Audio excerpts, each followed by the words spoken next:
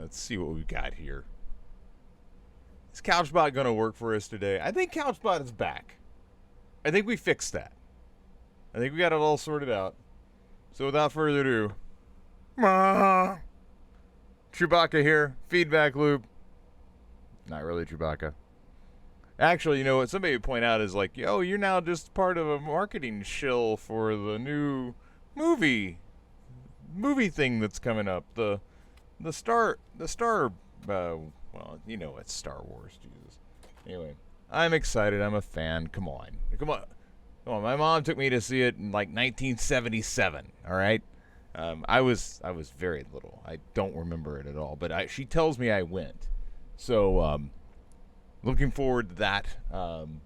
Welcome to the feedback loop. I'm so happy to have you along. And it's a light morning, but I definitely. Oh yeah, there I am. I'm sporting the red and the green. It's definitely the holiday season. I look like Buddy the freaking elf. But I am so happy to have you along. We have Kara. I met with Kara earlier this week, and she's working on our priority guides. And I wanted to take a moment to focus on her priority guides because she submitted them midday yesterday, and I really wanted to take a look at how she's been editing them. The editing of content before you get to the actual design is absolutely crucial when you're doing content creation. There's nothing worse, and I'm checking over here on, CouchBot's back. That's good stuff. In case you're wondering, if you're watching the recording of this, if you're following along on the new Pragmatic Discord channel, you get updates on when the live streams are occurring, and it's just a great thing to take part in. And yesterday it was a little brokey, but we got it all fixed. It actually wasn't broken at all. Just YouTube changed their API. So anyway, back to priority guides. When you're working on your priority guides, it's absolutely vital to decouple the content from the design. And that's why we actually have the priority guides chapter, so that we can focus on that content. There is no design before the content. That's not a concept. A design before the content is art, all right? It's not really design. You need to have that content side of it there before you start creating the content. And I do realize there's some wiggle room there, like, oh, I need to find a different image, or I need to create an illustration for this. Totally get that, but the actual written content that's going into the design. I think about this. I think about this in terms of like designing an audio interface. Like if we think in terms of Alexa, it literally is no visual design. So without the content, without the structure of the conversation that you're going to like if you're making a chatbot, without the content, there is no design. So that said, I'm going to go ahead and share my screen so we can get started, because Kara has been so nice to submit her work in. And just so you know, there is a little bit of some change coming here to New Pragmatic, new pricing, new month-to-month structure. That will be launching December 26th, day after Christmas. So keep an eye out for that. But let's go ahead and come on over to Kara's priority guides. I'm going to go ahead and shut down all the tools so that we can really look and see what Kara's got here. So there were a couple of things that I was discussing with Kara that I think are of particular importance. One is obviously when you're going through and working on your priority guides, you have to really ask yourself, what is it that I'm going to be testing? Because this is the precursor to the sketching, the wireframing, and the prototyping that will be occurring really just right after you wrap up the priority guides. You begin sketching out what that interface is going to really look like. But you need to have considered all the steps possible. In this case, she's creating this is for the Fresh Market project, and She's done her research, and her research has told her to take the project and adjust it to a particular persona. Provided that she's done that, and that typically is something that you address with like the messaging and the offerings that what you're going to actually offer for them to have to choose from. That's where your research component comes in. The other thing that you need to do is you need to think about, all right, how do I really what are we really concerned with building? And it isn't necessarily going to come directly from the stakeholder. It isn't necessarily going to come directly from the user. It is the merger of business and consumer concerns. So we have to take into account the business and what they're wanting to do, but we also have to take into account the user and what they're wanting to do. And the where those two meet is really the product that you are building. It's not just user focused, it's not just business focused. It's where those two come together. And in going through the priority guides, it became very clear.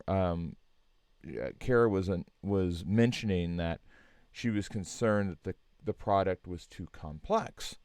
And when I heard that, I began to dive in on, okay, well, what are the pieces of this that are making it complex? And she mentioned all the needs of the stakeholder, and we began to edit out.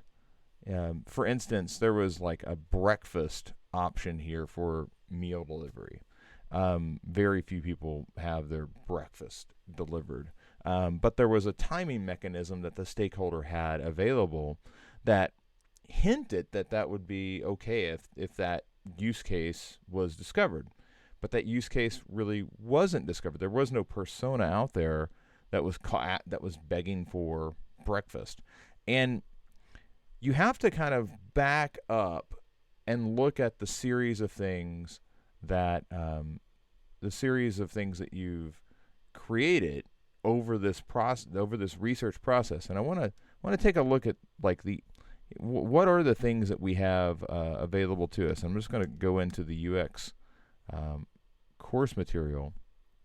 So obviously she had locked in on the stakeholders, and also you have the competitors that you've looked at. So you've done your analysis. Then you start talking to your users. So you have multiple points of data to then find an affinity. And we went specifically back to the affinity map and looked at, what was that breakfast tier? Was that really something that we needed to concern ourselves with? And it wasn't present in the affinity map. It was something that regardless of everything that had occurred above this, we were still locked on to some piece of the stakeholder interview that we had not surfaced support for that desire or that bit of data that had come out of that. So what we had to do was basically throw a third of the app out. When you think of breakfast, lunch, dinner, well, if we say that we're no longer concerning ourselves with any of that, that throws a third of the app out. It focuses it. It focuses the offerings down to lunch, dinner, and of course, lunch, dinner is more along the same lines, the same types of food. Maybe the portion sizes change, but those are more aligned. So in some ways, we threw out half. There aren't a lot of egg dishes and things. So when you throw out half the app, half the offering, that really focuses it in, and that's something else that when we looked at the story mapping, because she's literally down here into the content for UX area now. When we looked at story mapping, this was not present in the story map. So you have affinity mapping and story mapping. Affinity mapping is basically taking all of this information and finding the items that are really clearly needing to be addressed, And then you have the story mapping, and the story mapping says, okay, this is what I'm going to build, this is what I'm going to test, and this is the order I'm going to build in. And if you have not paid it, if you've not basically given weight to those two moments in your process, you're going to end up with a priority guide that is not uninformed, but it's malformed. It doesn't reflect what we've decided to do. It doesn't reflect what we've decided to focus on. So this is focus, this is do, and then this has to really pay attention to those. So in large part, this was a simplification process, but it also was a moment where we discovered, hey, there are two pieces of our app that are missing right now. Because if we're going to, like, one of the things that she discovered was an issue was some of her users, they didn't want to like begin to use one of these things and then have meals that they were missing because they went on vacation or they were out of town. So they wanted a way to pause it really easily. And to do that, she was determined to build this orders view, so you can see, okay, here's what I've ordered, and I need to, here's what's coming, and I need a way to say, don't send it to me that week, or don't send it to me for this window of time. And without this orders page, you don't really have the ability to do that. And of course, because there's this orders page, you also need to have some sort of account page. And I think that this priority guide, while it feels like this is like this massive thing, stopping and decoupling the design from what's actually going to be on that page is a helpful exercise, because now you can really focus on what the design is going to be without having to worry about spacing, font size, color, all of that stuff. And that's all really important stuff, to be completely honest with you. But it gets in the way when you're trying to determine, hey, what is this going to say? So, Kara, I think you've done a really good job of spotting the holes. We worked together to simplify, and I noticed I noticed the areas where you've simplified. So really now now for you it's moving into microcopy, and the microcopy is how do you guide them through? And you've done some of that. Button, you sign up is going to be the term there. Explore plans. So you've kind of begun that process. But now it's like, well, what happens if what's the unhappy path? What happens if I go over here to the account form and I've entered, actually it's over here. So what happens if I log in and I enter information that's incorrect?